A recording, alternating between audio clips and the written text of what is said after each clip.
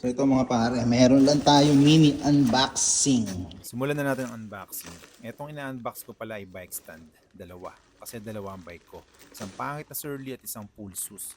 Naisipan kong bumili ng bike stand kasi may bagong garahe ang mga alaga ako. Yung tungkol naman sa bike stand, wag na nating usasahin pang mabuti pero magaan siya. Tapos eto, may kasamang rubber at instructions na sobrang dali lang naman sundan. Dahil dyan, wag na nating ipakita kung paano nabuo. Finished product agad. So ayan yung bike stand.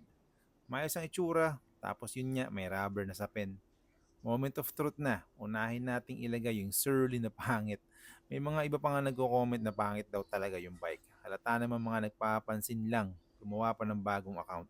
Manigas kayo dyan, boy. Size 29 tapos 2.25 pala ang kapal ng gulong nito. Ayan, kasya naman. Sunod natin yung full sus. Ito medyo mas makapal ang gulong, size 29 din pero 2.3 lang, mabuti na lang.